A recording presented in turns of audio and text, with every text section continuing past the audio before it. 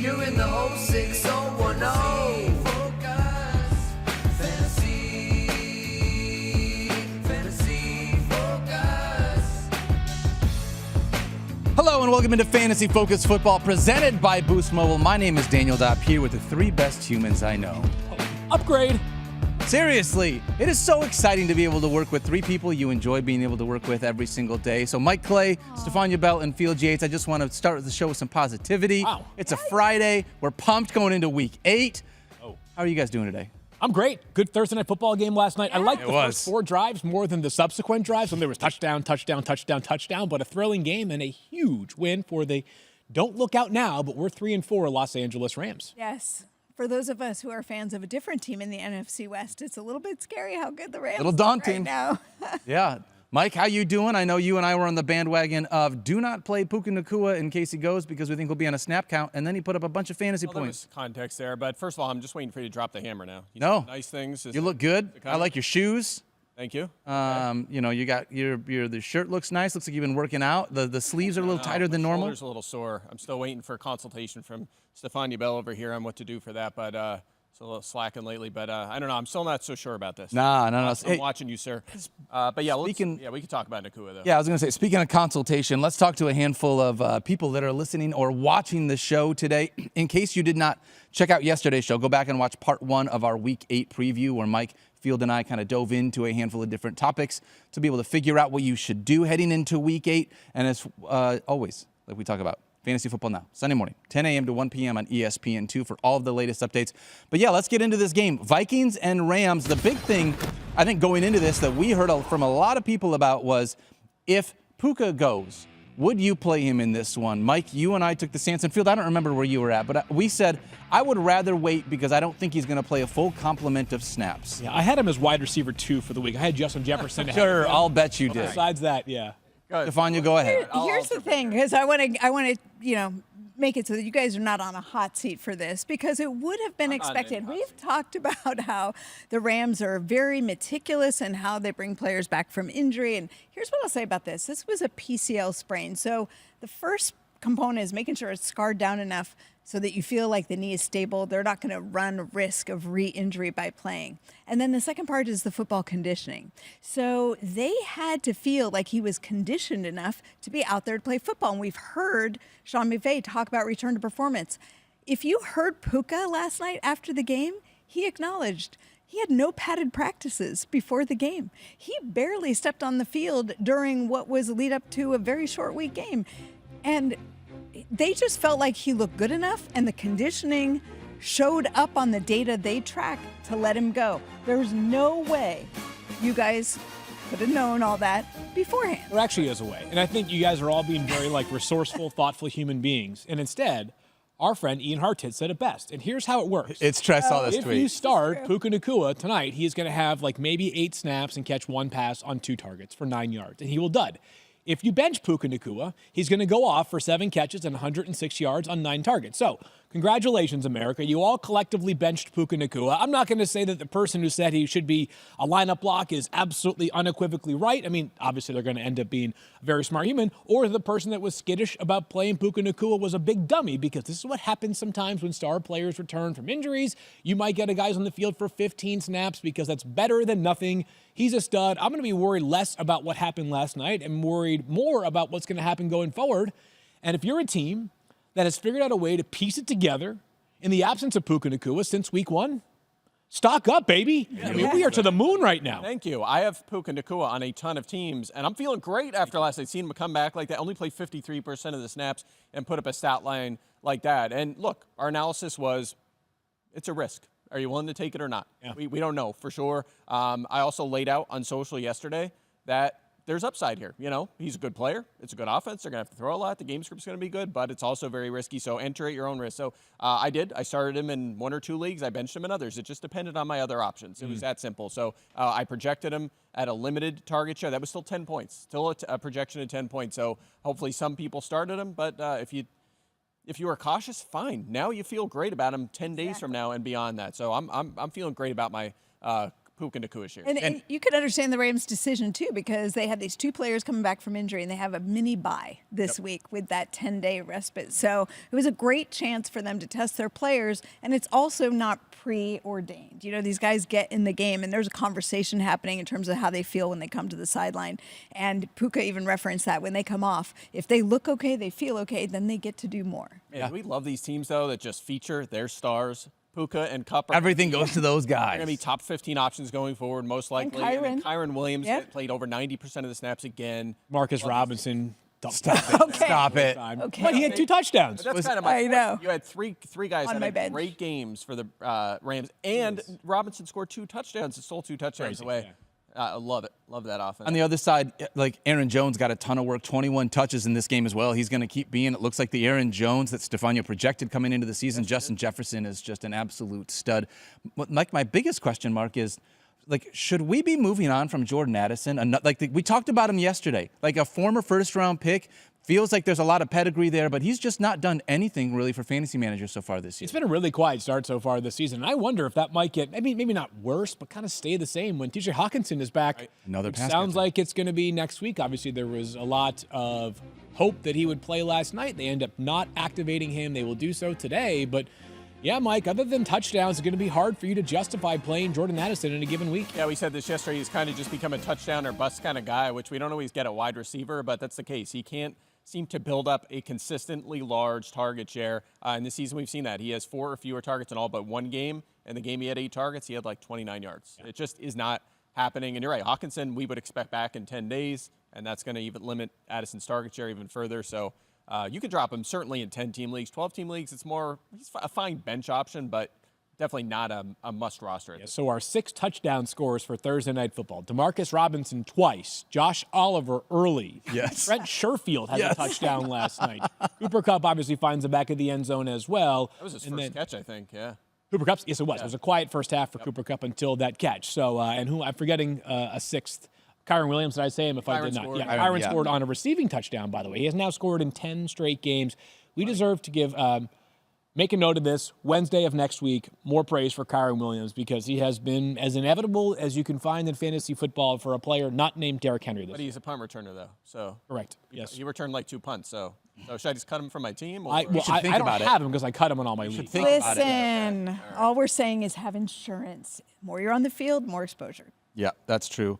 The more you're on the field, does it feel like we should have a conversation? Oh, we don't have enough time. But that was clearly a face mask at the end of the game. My goodness. Honestly, I thought he just grazed him. I don't know what you guys are talking about. Stop it, Fields Yates. You're goading me at this point. All right, when we come back, we're going to dive into a new segment called What the Heck Happens Now? We'll see you guys on the other side. Back here on Fantasy Focus Football, Mike Clay, Stephania Bell, Fields Yates. My name is Daniel Dopp. We're going to talk about a couple of offenses that may or may not have had some changes to it over the last week or so. Let's start with the Baltimore Ravens taking on the Cleveland Browns. Stephania, I want to start with you. Let's get a couple of injury updates first, as I know we have a few things on both sides of this game. Yeah, Zay Flowers, wide receiver for the Ravens. If you were watching last week's game, he appeared to injure his ankle. I mean, he did. He went off to the sidelines and kind of went down, clearly in pain. They retaped him. He ended up coming back into the game and played through, but has not practiced yet this week. Now, we're recording this at 10 a.m. on Friday morning. They practiced at 11:40. I hear there's some optimism that he will try to practice today, and he's looked good walking around the locker room. So maybe the time off just to protect him. We shall see. Jerome Ford still has not practiced. Remember, he missed last week for the Browns with a hamstring injury. But, of course, they had the return of Nick Chubb. So where do you want to start with this? Do you want to start with the pass catcher or do you want to start with Nick Chubb? You tell me. So I kind of want to start with Nick Chubb, if you guys don't mind, because part of me feels like, okay, so this offense is obviously under new management. Deshaun Watson is out. Looks like Jameson Winston is going to be the starting quarterback here. The only problem for me with Nick Chubb this week is glad that we saw all the work last week. Looked fantastic. Really thrilled to have him in the end zone.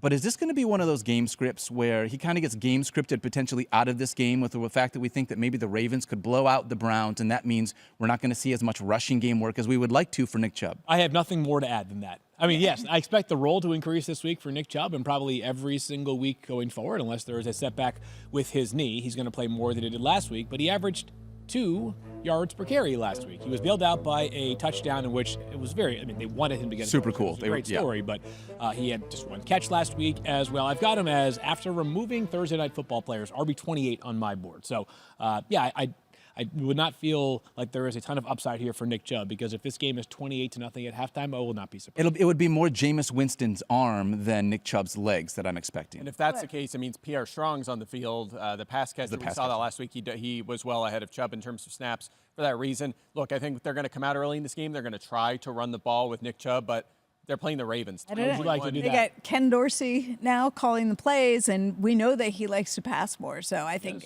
that was by design, get this passing offense going. 3.1 yards per carry the Ravens are allowing. That's lowest in the NFL against running backs. It's just a brutal game script. I mean, you just look at what the Ravens have allowed to running backs this season. It's all mostly in the passing game, and that's not Chubb's forte. So I definitely have concerns about this. Okay, so that means that things should stack up nicely for the pass catchers here, potentially. David Njoku, we talked about him yesterday. We think David Njoku is going to be probably a top 3 tight end in fantasy this week, and we'll save a little bit more conversation for that later on in the show, but he seems like he's going to be a very nice option.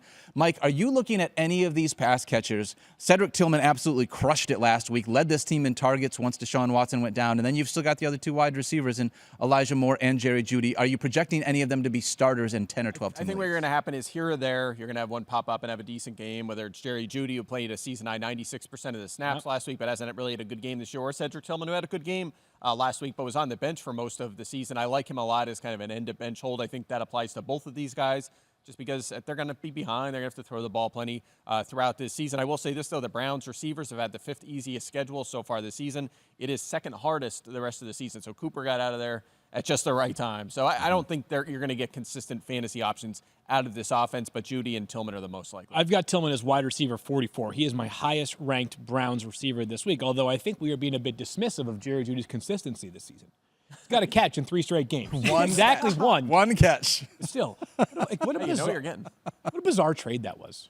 It really was. Not to derail the conversation about fantasy, but like they made a trade for Jerry Jeudy, who was a very inconsistent player, and then immediately we're like, here's $17 million per year more. What was going on there? I haven't figured that one out. I don't know. 1st-round pick. We're going to build a talented offense around Deshaun Watson, I guess was the thinking. I don't know. But it was bizarre. Very bizarre one. Anyways, I digress. I would not be starting Jerry Jeudy this week. I do think he has some talent, but we've been talking about his some talent for 4 years now. It's time for some results and not just some talent.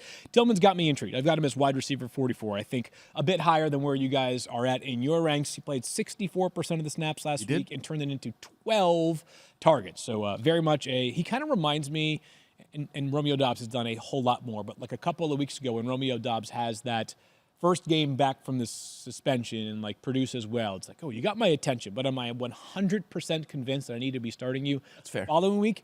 No. Did Doubs have a big game again the following week? Yes. Now he is further on that fantasy radar inside the top 30 for our week 8 ranks. Yep. Right now, David Njoku, the only lineup lock, it feels like. Mike, looking at the playbook, is that how you have it listed out? Njoku's the only lineup lock for the Browns. On the other side, you're obviously starting Derrick Henry. You're obviously starting Lamar Jackson. Those 2 guys are potentially the best in the NFL at their position. Stephania, I do want to ask you this, though. We had a little argument back and forth yesterday about whether or not Mark Andrews is back. You've seen it the last couple of weeks. He has looked really, really good. I'm wishing it into existence that he is back. we all? It's Yeah, official, we right? all want it We to can happen. wish. We can Yes. wish. That doesn't. So is he or But not? You didn't have me weighing in on it. Right. Yeah. That's right. So do you think I really am the Mark Andrews loyalist among the group. So yes, He's back. I do. you think he's back? You would, if you have him in your fantasy lineup. I'm starting him. You would start him this week. Lamar's on fire right now. That certainly helps Right. the cause. Lamar is on fire. So the opportunity for passing touchdowns for Lamar is in play every single week, which means the opportunity for receiving touchdowns is also in play for Mark Andrews every single week. He has at least 41 receiving yards in each of the last 3 games, 3 touchdowns over the past 2 games. I think where maybe I see here's where I see it differently from Mike is, Mike, I know there are some concerning signs, right? Like Yes, the a number lot. of routes are still low, right? Percentage of snaps still low. Isaiah Likely's presence still low. Once I cross a certain threshold at tight end, though, and it's probably somewhere around 7 or 8, depending on bye weeks and injury availability. But you guys kind of know the names, like the Kelseys, the Kittles, the Njokus, the Bar Pretty soon, Powers, Kate et cetera. Yeah, Yeah, seriously. Once we cross that line, I actually end up finding myself gravitating more towards the guys who I think have a better shot at the touchdown than the guys who I think might have more play time, more route participation, maybe even a few more targets, but play in like a booty cheeks offense where it's like, great, you turn it into 3 catches for 21 yards. Guys, we all have him ranked 13th through 16th. We all have him as a backup, and I stand by that. I mean, I mentioned this the other day. He played 54% of the snaps in this game. He's played 54% of the snaps on the season. Nothing changed. He's yet to go past 5 targets in a game this season. He's a tight end too. And by the way, the Browns haven't allowed a tight end to get to 11 points in a game this season. They've done a nice job against that position. I don't see what has changed other than he just happened to get open for touchdowns. It's going to happen once in a while. It happens for Noah Gray and Will Disley. Like, I don't see it. I don't get it. Okay, boy, I thought we started to show off positive. I know. I tried really hard. We got negative Nancy over here. I don't get so it. Sounds deeply personal. Yeah, it does. I have a question. I have him on a lot of teams. I want him to play. He is not going to 70, help 80% you of snaps, out if you 7 keep targets. talking to him like that. Let me ask you a question, Mike. Has Mark Andrews been in your DMs recently? He is not, but I hope he does because I want to follow up and say, what the heck, man? What the heck, man? It's a family What the show. heck happens now? Voice, yeah. What heck. the H is going on this year? Thank Man? you. Yeah. What's the H, please? Thank you very much. So I'm just more optimistic. Yeah, about Mark I'm Andrews. in the I like field good players that camp catch and- touchdowns. By 2 Right. spots, okay. Yes, that's I know. correct. Yeah. So we And both agree. We're not he's going to a write him first out of tight the end. picture after what he's done in the past. I just don't believe it. I think there were some things that took a while to get going, and now we're going to see it, and I think it's going to improve. All right. We're all hopeful. Hopefully he gets a 3rd straight week over 10 fantasy points. That would be great at the tight end position. Let's move ahead and talk about pumped the him up. Dallas He's got wide Cowboys. receiver too. Dude, he's so good. Stop it. You did not have him as wide receiver 2. Wide receiver 1? You might have had him at wide receiver 1. I think that might have been what it is. Dallas taking on San Francisco. Stephania, this offense also has seen a big shakeup. Obviously, they lost Brandon Ayuk, and I'm not sure where we're at on Deebo Samuel. Can you give us an update Let me on get my him this notebook week? and get out my list of all my 49ers who are on the injury report. Deebo Samuel, yes, hospitalized last Sunday because of fluid in his lungs. He had an illness that got worse right before the game kicked off. He ended up only playing 4 snaps, and overnight got worse enough that they had to admit him to the hospital. He was subsequently released fairly quickly and has been back in practice and actually looked pretty good moving around the field yesterday. It sounds like he is potentially on track to play this week. So today is a big day for practice out in the Bay Area. Juwan Jennings, remember, did not play because he had the hip injury. He has not practiced yet this week, but there are rumblings that sounds like he may have a shot to play. So keep your eye on Juwan Jennings' status today. And George Kittle back on the injury report because of a foot issue. He'd had a hamstring issue before, but he did play last week. Didn't practice on Wednesday. Looked good moving around yesterday in the video clips I saw doing limited work. I feel like George Kittle is going to go. That one we're fairly confident in. Okay, so then the question is going to be, if you have to trust one of these pass catchers in this offense, let's say that if Deebo goes, we're starting Deebo. Yeah, I'm if trusting Deebo doesn't go, which pass catcher outside of George Kittle are you trusting most in this offense? 3rd and Juwan, baby, the guy who kickstarted my season in the fantasy focus show league. I want to hear about this. Next topic. What? This was against me. I got Juwan. Oh, I'm sorry, I forgot. I didn't forget it all. You didn't forget. 11 catches on 12 targets for 175 yards and 3 touchdowns. And Juwan Jennings, 1 start so far this season. Obviously, there are different circumstances. Yeah. If he is going to go into the game limited, perhaps they are a touch more judicious with his overall percentage of snaps. But here's how I have him ranked. I have Deebo ranked. I think he's going to play. Wide receiver 10. Juwan Jennings, wide receiver 29, assuming that he plays. And though I have no other 49ers wide receiver inside my top 50. Here's the problem. Sunday Night Football. Yeah. So But we I might think not have we'll- answers. We need to hope we get answers Friday evening when injury I'm reports thinking come out. Sunday morning. I think we're you're going to have- hope have. so. I I think hope you're so, going but to it- have some clarity. Yeah, I mean, but if their game time calls, you have some decisions to make earlier in the day on this one, especially may with have- Juwan Jennings. Yeah, I was going to say, but you may have an insurance policy in Ricky Pearsall because he is still widely available on waivers right now. Now But he- yeah, if you want to burn a roster spot on him, and then if you have Jennings, like, all right, I want to use Jennings in my flex, and then a Pearsall on your bench, fine. But also, we're ranking Jennings like as a wide receiver 3. So ideally, you just avoid that situation because it's Sunday night. if pressed into I'm it, attacking it. if pressed into it, would you wait on Jennings / Pearsall or start Mark Andrews? Of course, I'd wait that one out. Of course you would. Of course I would. By the way, Pearsall in his debut, 79% of the snaps, right? And they didn't really have a choice because of all the injuries. Didn't do much with it, but good to see him on 5 the field targets, right that's out of right, the yep. gate. Yeah. All right. What about on the others? Obviously, Jordan Mason's still an RB2, mid-tier RB2 for us right now, and we expect him to be the guy that we're leaning on for this one. On the other side of this, Dallas Cowboys. Here's the big thing with Dallas Cowboys. Brandon Aubrey selected for jury duty. Yeah. Saw And that. we don't know about his status. I mean, he's been a regular producer. He's been a high scorer, leads the kickers in points produced. I don't think that he will miss No, this game with the I way that know. things would work No, because the court court on system, Sundays. yeah, they don't do court on Sundays. But that has been a very interesting They story. sequester them. But yes, but I got news that he would not be sequestered for this. So And Mike McCarthy did say they've already got it hashed out. So they're going to get him on the jet, obviously, late Sunday night if he needs to be in court still on Monday. So all More you fun to Brandon think Aubrey about. managers, Brandon Aubrey, civic good duty to go. here. I know. are you trusting Dak Prescott? Dak Prescott has been frustrating for fantasy Quarterback managers. 21 this week for That Dak sounds like a no Prescott. for you, dog. Inside the top 10 one time so far this season. He's yet to it's throw been for rough. 3 passing touchdowns in a single game this season. How many rushing yards do you think Dak Prescott has so far this season? 25. Play voice. 107. Mike, what is like? Why? What? I when got your it. kids- I'm the smartest man in the world. Wow. I didn't even Okay, know. not only are you Totally- mean, it's you're not definitely not humble on my note. today. What's going Not on, even on my Mike note. Clay? I just know, totally he's a got little it. You just know it. salty. I just. What? Did you sleep last night? A little bit. A little bit, I can tell. I feel like Mike's salty. Yeah, Dak Prescott, 25 rushing yards this season. So but beyond, like, he's going to need elite passing, and he does have that 1 rushing touchdown. But he's going to need both. I say this often about CJ Stroud. He's going to need elite passing and a couple of passing touchdowns for him to pay off.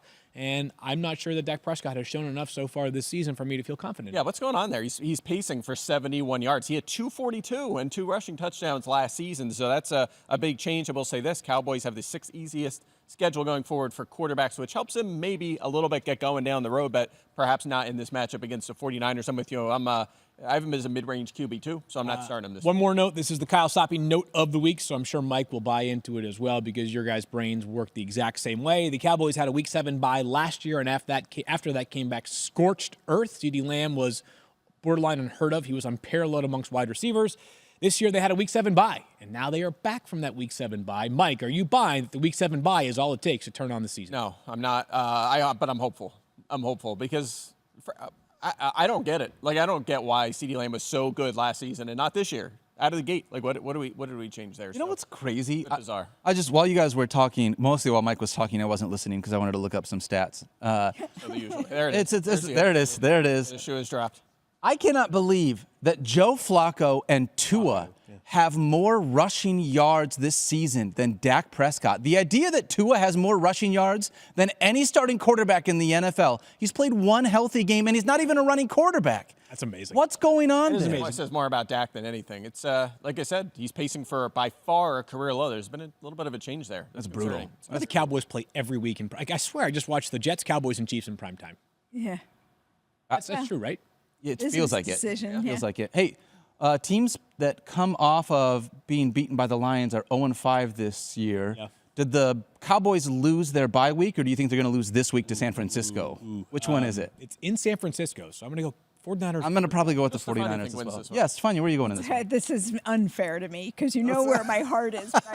I'm already hurting from this season. All right, when we come back, we're going to take a ride on the wide receiver roller coaster. We'll see you guys in just a Go minute. Niners.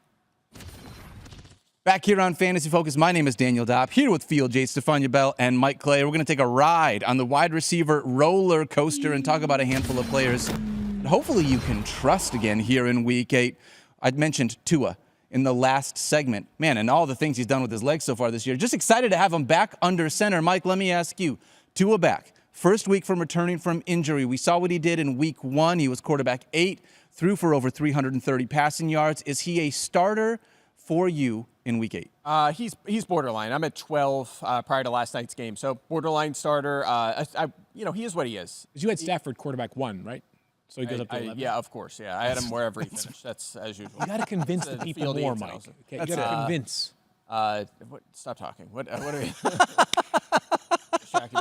Tua is a QB2 who you could stream in a good matchup. Okay. It's a good matchup this week. It is a good great matchup, yes. Highest YPA, second highest completion rate, 5th most fantasy points to quarterbacks this season. So we like him as a fine streamer. But the most important thing here is he's rising all the boats around him. All three, Achane, Hill, Waddle had 16-plus fantasy points in Week 1, and I think they've combined for one of those games since, and that was Achane in Week 2. That's gross. So it's been a minute. Tyreek, even Waddle in Week 1, don't forget about this.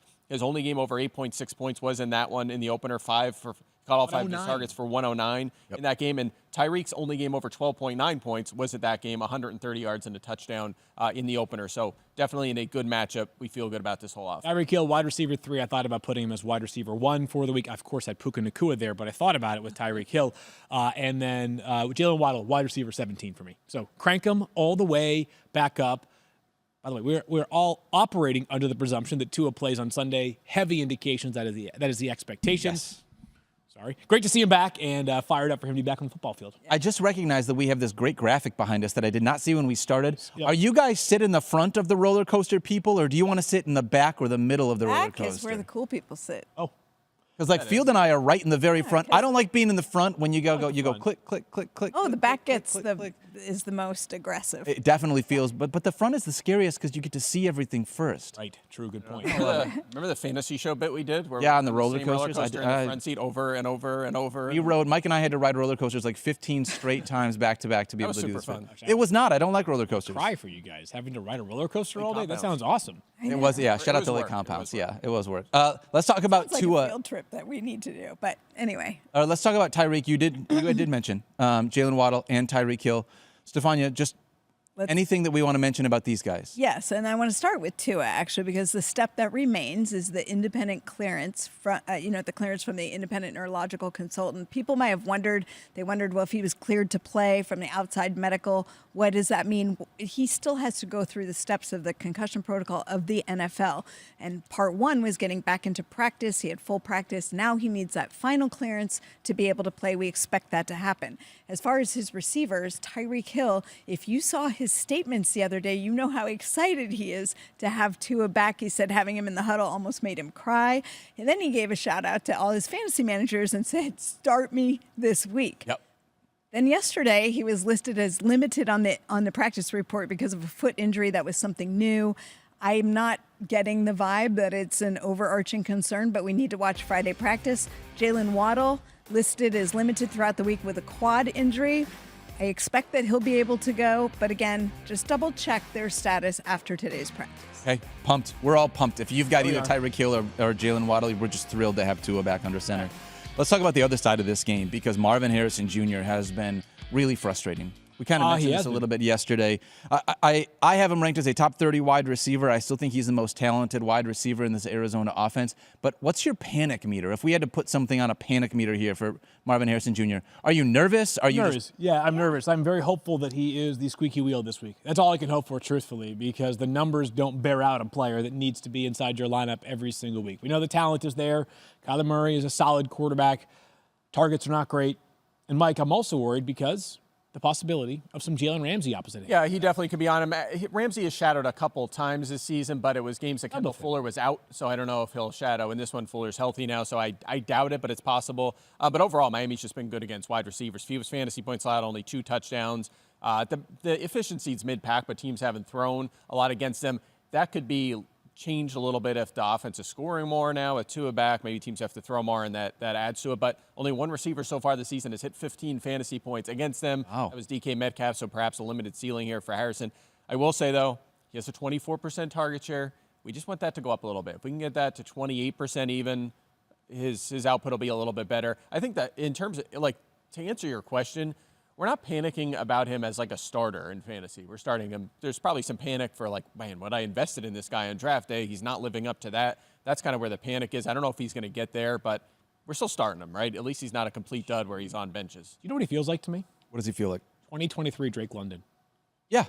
I mean, because that target share number looks higher than it actually is. He's going to say something mean in retort to that. No, it's just the thing I'm going to say is at least it's not like an Arthur Smith offense. You know what I mean? It's not like a super run heavy, low volume where it's just like 6 targets a game guaranteed. Like it's a more open offense than that with better quarterback play. So I hear you. I just was I'm thinking not more that along the pessimistic. lines of like, yes, the wide receiver one within his own offense with the reasonable target share, but how many targets account for that target share? Right. Right. That's where I was going with it. Daniel agrees because he knows ball. Well, I will, and I'll say this. He's averaging 12.3 fantasy points per game in his 6 healthy games this year. I took out the game in which he left early with a concussion. Yeah, not bad. I'm going to call it right now.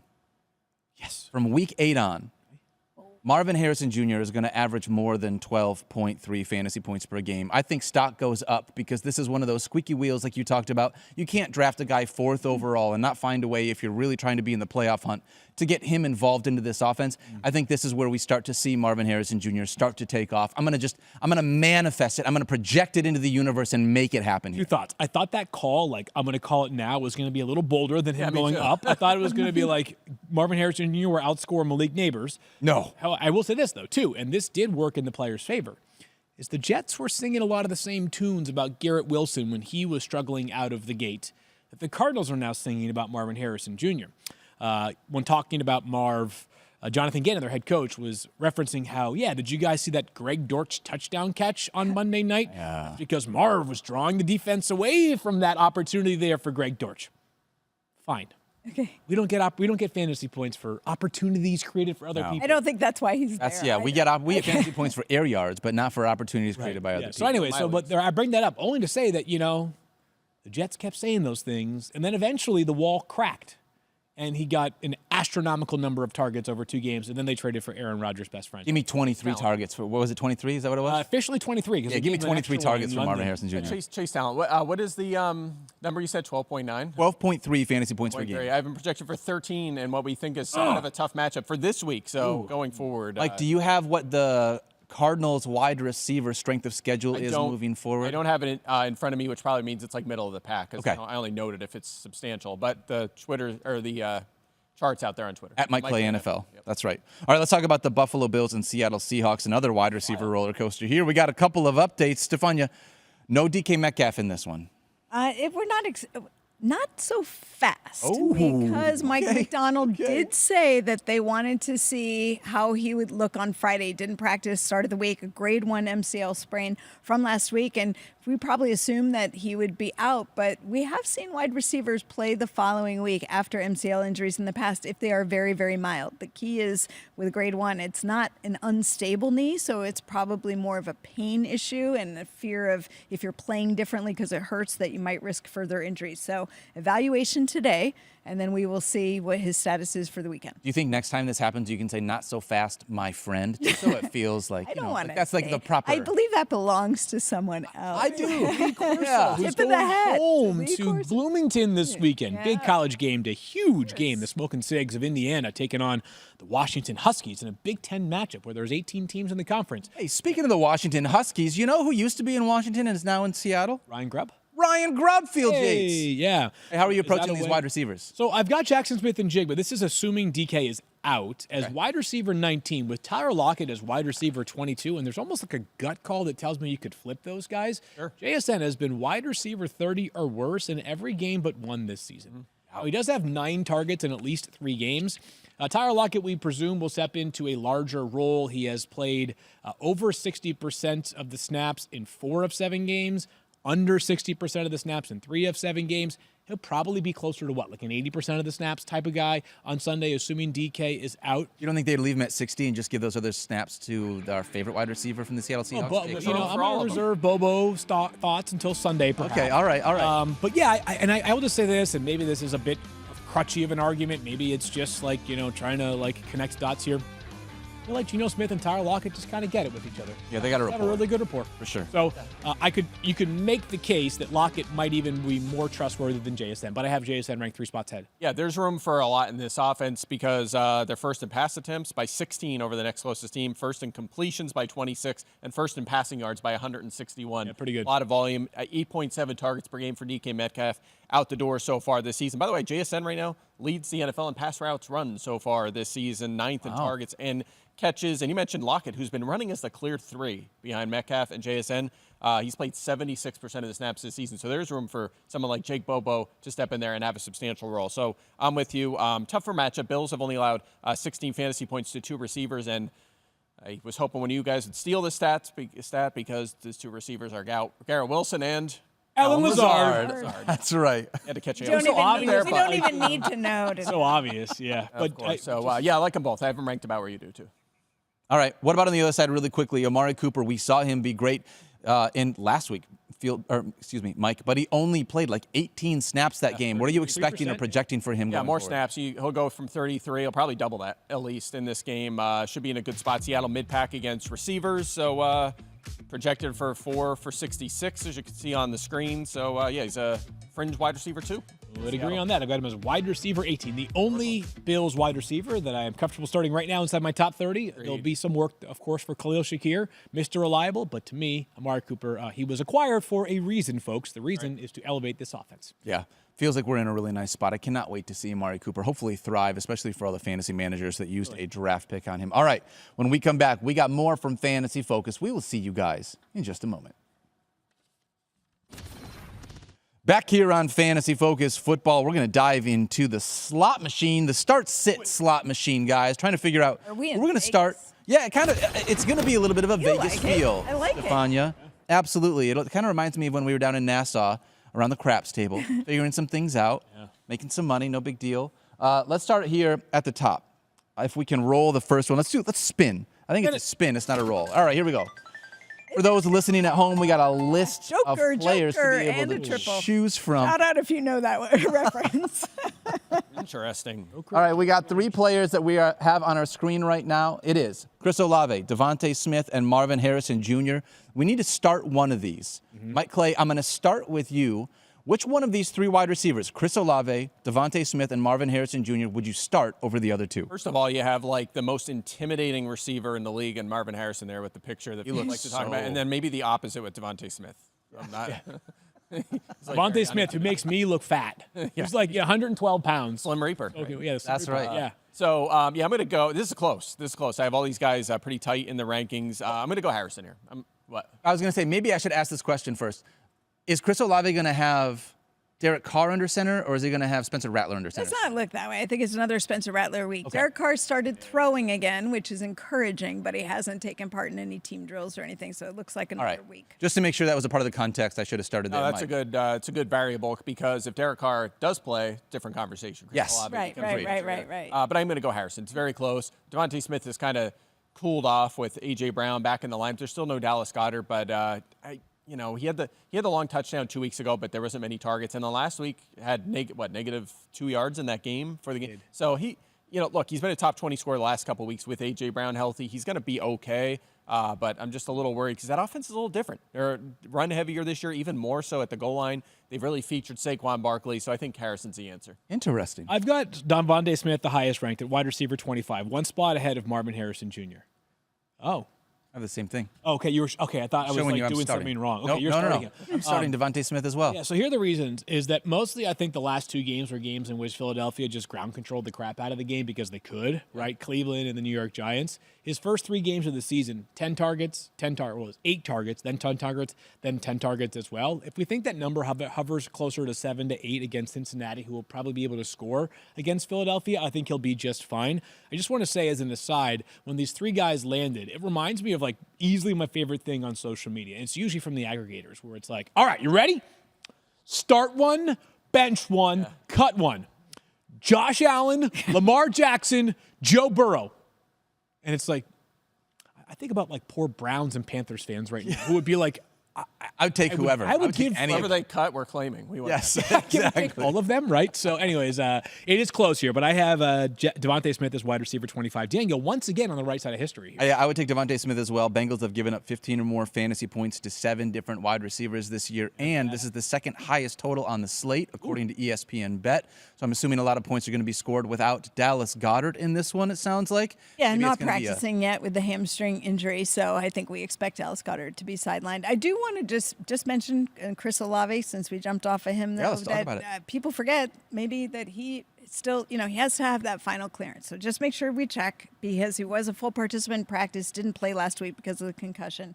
Big thing for Chris Olave. A lot of assumptions that that's going to happen. I just always want people to check. Very fair, very fair. I mean, I think the big thing going in Chris Olave's favor is the fact, unfortunately, Rashid Shaheed on IR. So it could be more of a Chris Olave show unless they're going to really give Bub Means or someone else that kind of workload. But I could see a slight uptick in targets if we see that from. Yeah, Backup Olave quarterback as well. play still makes it a little bit Right. dicier for me. 100%. I am very much with you.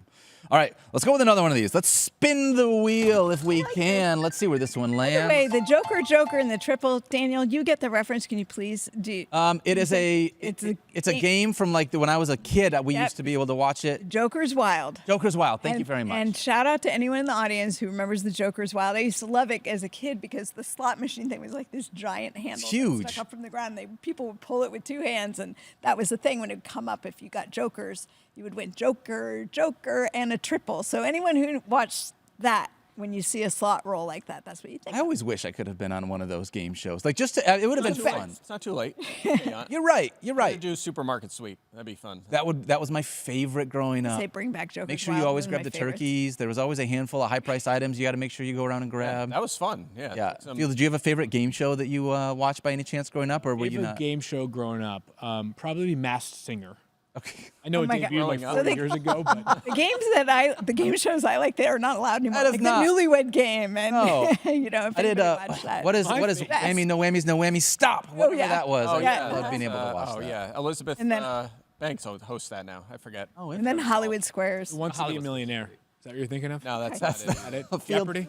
Field, you did not watch enough just a bad troll now? television when you were Are a you just a kid. troll now? Is that your? Oh, I think that's you're what it just is. a curmudgeon, so I wanted to, find a little bit more pep in Do your we game have to today. choose one of those running backs? All right, yeah. So let's talk about these 3 running backs on the sit. huge It's screen a behind sit us. to it. We've got to sit one of these players: David Montgomery, Chase Brown, Oh, yeah. and Alexander excited. Madison. Joker Field, I'm going to style. start with you on this one. Yeah. If you're going to sit one of these players, which one is it going to be? Yeah, I am sitting Alexander Madison in this game. And the reason being, Daniel agrees with me. The Chiefs, that's the reason. Are you just? Do you have a nanny look at his over my homework? shoulder while I'm doing my notes at home? Yes. Is that what it is? Yes, good luck if you're a running back against the Chiefs. That's my what strong it stance here. I've got David Montgomery as running back 23, Chase Brown, RB 27, Madison, RB 28. So he has seen a lot of work of late. Yep. He does have 3 straight games with double-digit fantasy points, but he is the lowest for me in these 3. Yeah, I'm even a little lower than you on Madison. I'm at 35. He has taken control, lead back Yes. duties there in Las Vegas. Zamir White is just clearly the backup now. Gets some carries, and that's it. He's spelling Madison at this point, which is nice. So Madison can hang on to flex value most weeks, but you're right, tough matchup. So I'm with you. Madison's to sit here. Yeah, game script is going to be really difficult in this one if we assume the Chiefs are going to blow him out. Although he has been getting some passing game work, at least 4.5 fantasy points from the receiving game in each of his last 3 games, so he's involved. But he's not like a super pass catcher out of the backfield. Agree. Yep. So, and then I think David Montgomery, is a borderline, low-end RB2, high-end flex play with everything that he does in that Lions offense. In spite of the fact they're taking on the Titans, it is a tough run defense, but that doesn't really seem to matter most of the time for this Lions running backs. Chase, Still one of the best bets to find the end zone. Agreed. In the league, which helps. Who was the highest leaderboard player this week? It's up on the site now. Derrick Henry's first. Kyron was like 4th on the board. Found the end zone last night. So good start. I think Montgomery's like 6th or something like that this week. yeah, with the way they utilize him. Hit rate last week. How do you feel about Chase Brown in this offense, Mike Clay? I mean, is he someone that you would look at as a potential starter in Week 8, or is he more of a sit for you as well? I'm at 30, so definitely just a flex option. Zach Moss has always a substantial role there. Brown has taken the 1A job. It's a good offense. There's things to like, but not. I wouldn't call him a lineup lock. He's just not there yet. The production hasn't been consistent enough. He had a barrage of touchdowns, but he didn't find the end zone last week, and it showed in the point total. Yep. He is trending up, though. He had 17 opportunities last week between carries and targets. That being said, RB 27, so not a strong starter for those that play in 10-team leagues. Agreed. All right, let's get another spin here on the books. This one's going to go back to a start. We're going to be a little more positive here. We got a couple of wide receivers we're looking at. That's how it makes DeAndre it Hopkins. sound like I know, we don't won. you love that? Yes. We got DeAndre Hopkins now on a new team, Stephania Bell, as well as Xavier Worthy, who was also on that on the same team. right. And then Cortland Sutton, who is taking on the Carolina Panthers. If you were going to start one of these wide receivers this week, which one of them are you going with? Had me at the Panthers, so I'm going to start Cortland Sutton. I'm not loving any of these choices. These are not, I'm not expecting top points. Cortland Sutton didn't even draw a target until late in the first quarter last week, and he ended up with a donut despite the win. So a little concerned that Bo Nix finds Cortland Sutton, but I think he'll have plenty of opportunity to do that against the Panthers. DeAndre Hopkins, look, the Chiefs may work him in, and we get a play as they are so creative, and they always do. But still, he's just getting acclimated to the team, and then him and Xavier Worthy. I think they do different things. Sure. But I'm not looking at huge games for either of them. I do want to ask, Mike, how are you projecting this? Are you looking at DeAndre Hopkins similar to the way that you looked at Amari Cooper last week from a projection standpoint? I think he'll play more than 33% of the snaps. I think he's going to play a lot. I think he's going to be featured in. I'm actually surprised. I think both of you guys have Worthy ahead of Hopkins. I'm a little surprised by that, just because. I do not. You I think it's a misprint on the graph. Okay. No, it's never. I never was. Yeah, I think I've got it's gotta Hopkins. be Hopkins. I have Hopkins as the highest rated of these 3 wide receivers. Yeah, they tried to feature Worthy the last couple of weeks, and it just wasn't going great. It wasn't, the volume, career highs and targets were not turning into yardage. And they went out and traded for DeAndre Hopkins for a reason. By all accounts, he's going to play. Andy Reid said he's going to play, and I suspect he's going to be featured. I'm not saying like 12 targets, but 7, 8 targets. It's going to be more than Worthy gets most games. So Are they going to like throw a touchdown pass? This is the question. Well, if they do, he's the most likely to catch other than Kelsey, at least at the wide receiver position. I think he'll be the number one right out of the gate, much like Cooper, much like other guys that have stepped onto to their team. So I have, by the way, I do have Sutton first because they're playing the Panthers, no doubt about it. But Hopkins isn't terribly far behind. How many catches do you think is the most that Xavier Worthy has had in a game this season? I'd say 3. I was going to say 2. The answer is 3. 3, and he has 4 games in 6 plays. I know. 25 or fewer receiving yards. So, yeah, I actually have him lowest of these 3. For me, it's DeAndre Hopkins, Cortland Sutton, and then Xavier Worthy. Hopkins, I think the Chiefs are saying, we brought you here for a reason. We're going to play you a lot. We're going to feature you. No doubt. Some useful opportunities.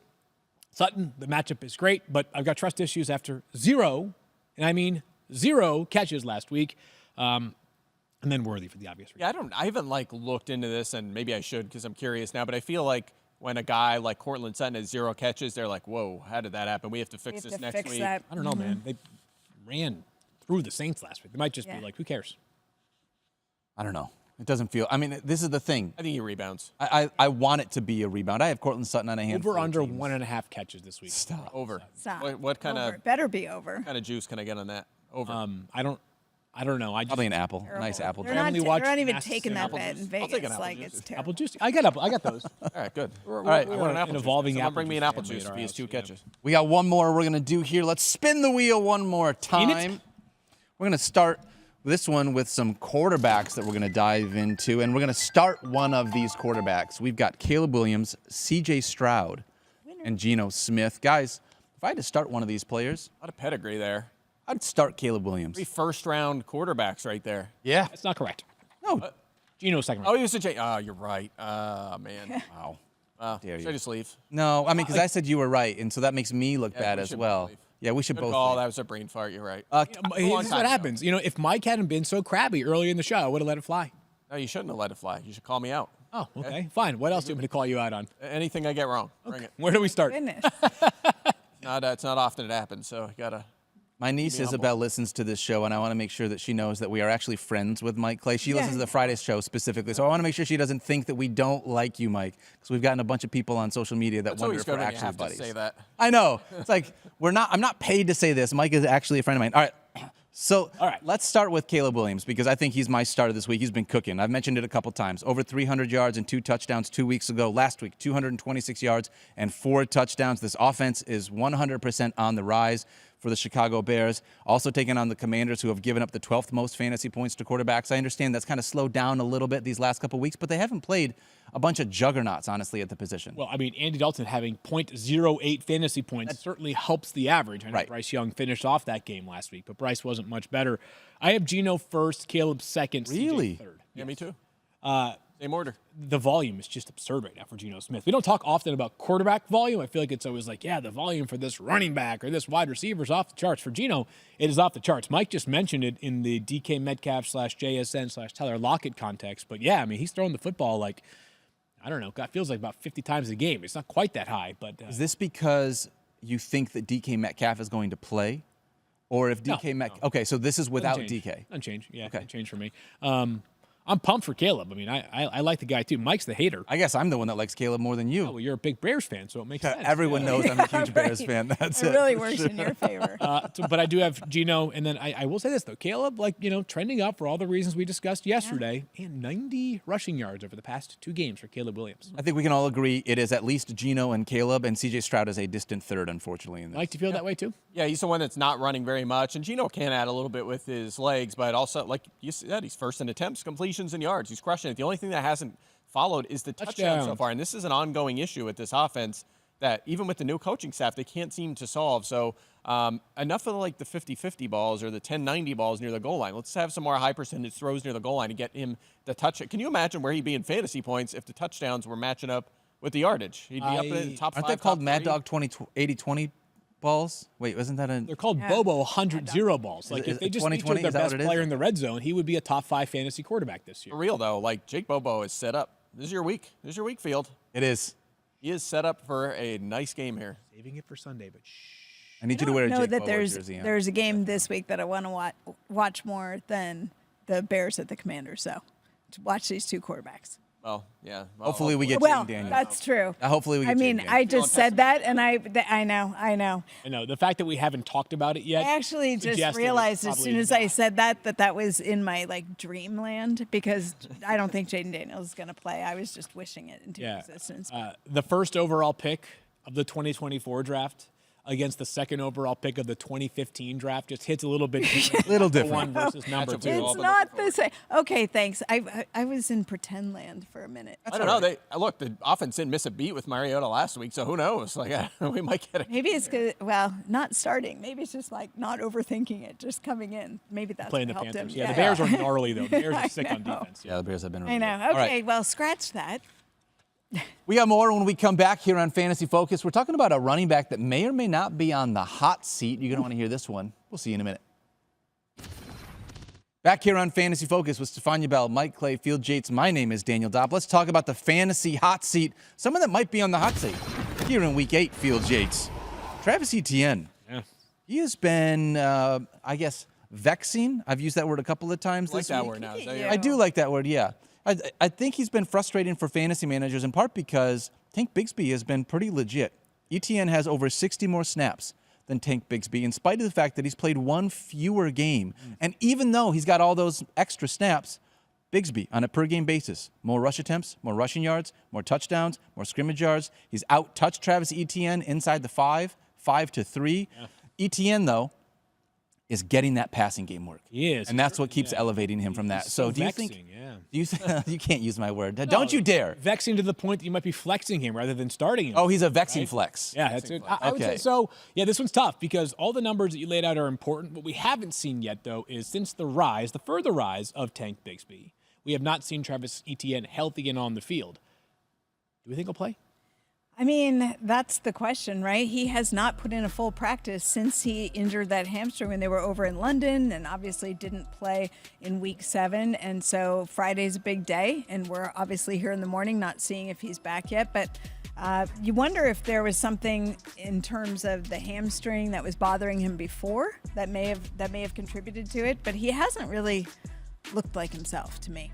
Yeah. In the last couple of weeks, not counting obviously the week that he missed last. So if he does play, though, I still think the gap is really narrowing because we haven't seen them both on the field since Tank Bigsby sort of took off, right? Yep. And I think he's taken off enough to the point that, like, if the Jaguars open the game and it's Tank Bigsby over Travis Etienne, wouldn't surprise me at all. Nope. So it's a more complicated matchup this week than last week. The Packers far more formidable, and if the Jaguars fall behind, which they did last week, but if they fall behind and stay behind like they did not last week, then it would be more Travis Etienne than Tank Bigsby here. So I have Etienne as RB29, but that is lower than where he has normally been. And I have Tank Bigsby all the way up at running back 35. That's higher than where he has normally been with Etienne. Travis Etienne's still the pass catcher. You know, the week why before he he's- was hurt, 6 catches. So I still think it's not like he's going to disappear.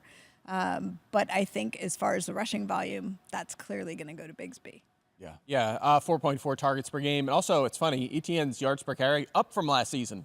He's at 4.1. That's about league average, and he's heavily involved Half in the of passing Bigsby, game. So I though, wouldn't be surprised if he bounces back a little bit, but they do have the third hardest schedule going forward for running backs, which is a concern.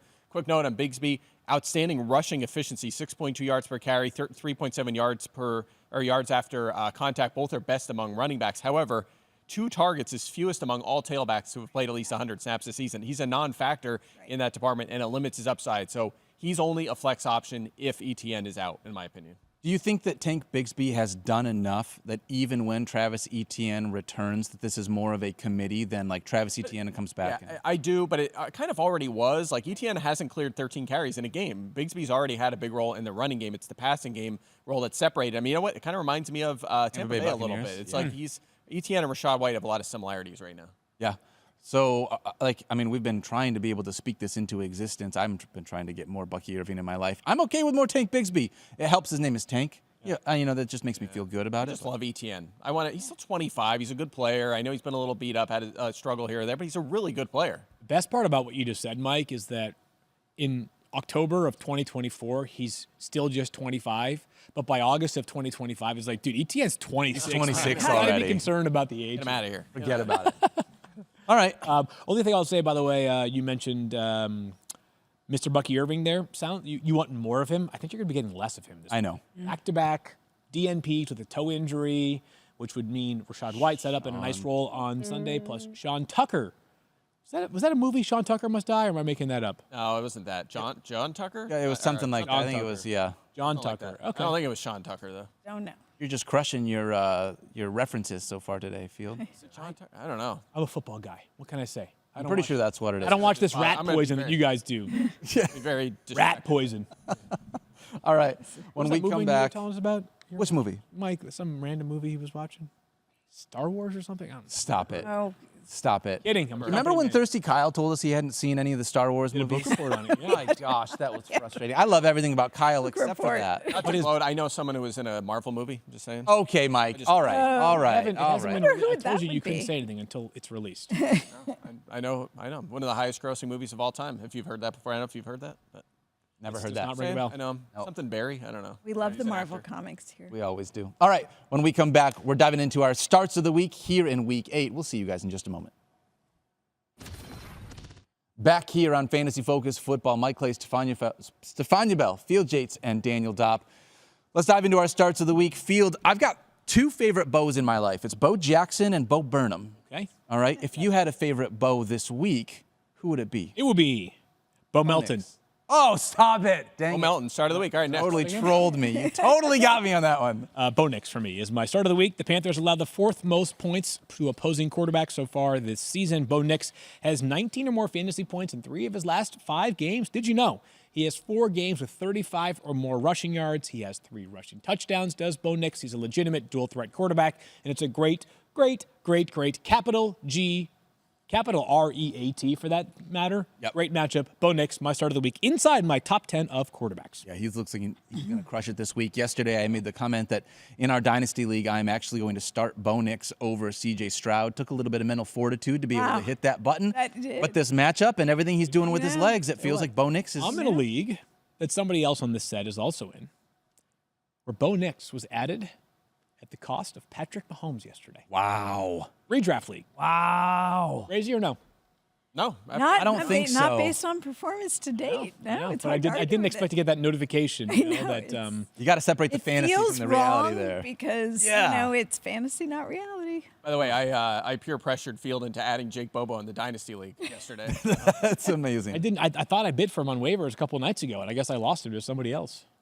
Well, no. And that he person dropped him, and I picked him up. didn't. Oh, is he someone dropped him that quick? No, maybe not. Well, anyway, I texted him and made him add him. So That's smart. when idea. he goes to the Hall of Fame someday, it's going to be all my fault. That's right. I thought about it though. That's a missing piece. Like it's quite a team these days. Right now is that Dynasty League team. Yeah. And so I felt like I wanted to kind of put the icing on the cake. And I wanted to put the icing. That on locker room by guy. pressuring Yeah. you into adding. That was Exactly. the move you made. Stefania, where are you going with your start of the week here in Week 8? David Njoku, we talked about him a little bit earlier, but I'm really excited for him this week. Remember, he had a high ankle sprain in week 1, and then he missed weeks 2 through 4. So we haven't really seen the best in David Njoku until just now. He played 66 snaps, 43 routes run, 14 targets. He led his team in targets last week. Now there's no Amari Cooper. Jameis Winston's Wilson's going to push the ball out. I really like David Njoku this week. Game script feels like you could see a lot of passing game involvement here, so it could be another smash spot for David Njoku with you on that one. Mike, where are you going with your start? I'm going George Pickens, excuse me, against the Giants. Season high 22.1 fantasy points last week with Russell Wilson making his debut for the Steelers.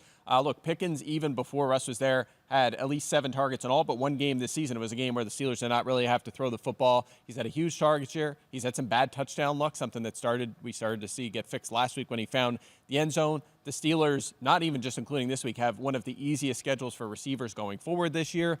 And, of course, this week specifically, Deontay Banks and the New York Giants shadow coverage is coming. He shadowed in every game this season. Those 7 receivers against the Giants are averaging 16.9 fantasy points per game. Wow. Pickens set up for a nice follow-up to a good game last week. Chris Berman voice. George, the Pickens are no longer slim. That's good. Well done. That was pretty good. That was not bad. I almost felt like a WWE voice at the same time. Yeah, that was not. That was a bad voice, but good execution on the name. Yeah, I like it. Thank you. My start of the week, obviously, we all knew this coming into it, was Puka Nacua. I was. Oh, yes. But, they made me pick someone from this week. All right, so now you're just taking Fields jokes, all right? I'm going to go with Brian Thomas Jr., guys. Brian Thomas Jr. has been fantastic. 21.9 fantasy points in 3 of his last 4 games. He was top 10 wide receiver all 3 of those games. This game has the highest total on the week, according to ESPN Bet. We're expecting a lot of points. I'm expecting the Jags to trail. That means there's going to be a lot of throwing, which means Brian Thomas Jr. should be involved, and that's great because Green Bay has allowed 7 different wide receivers to hit at least 15 or more fantasy points against them this year. 6th in receiving yards, 7th in receiving touchdowns, top 20 in receptions. Dude is wide receiver 8 in fantasy points. Here in his rookie season, feels like he was the rookie wide receiver that was overlooked outside of those top 3 guys that we were talking about. I am all in on Brian Thomas Jr. this week against the Green Bay Packers. I like it. By the way, my favorite Bobo. Jake Bobo. Look at that. Doubling up on Bows. Think of that. Good call. You know what? You are redeemed. I'm redeemed. From all the rest of the Bows. show. That's why he's so good. There's just 2 Bows in one night. Squared. Yeah. Bo Squared, yeah. I can't believe you didn't pick him as your start of the week. I believe His Bo Squared nickname. is either his Instagram or his Twitter handle. See? I must be that in tune with him that I would think Speaking of of Instagram, I just want to say this one more time because it has been a life changer since you mentioned it. Field, go check out Matt Collins' Instagram. Dude is amazing. He's becoming one of my favorite wide Holding the receivers in the fitted league. sheet changed my life. Seriously, he Thank has you, been Matt Collins. unbelievable. Go check him out. He has been Changed my life. fantastic. All right, that's going to do it for us this week. Go back and listen to Thursday's show if you want to listen to part 1 of our Week 8 preview. And check us out on FF Now. 10 a.m. Eastern on ESPN2 for all the latest updates, including a bunch of injury updates from Stephania Bell to make sure that we are good to go in setting our lineups. Today's show is presented by Boost Mobile. Don't forget to love each other, be kind to yourself, and we'll see you guys on the other side. Not a bad show, Mike Clay. Thanks for showing up for this.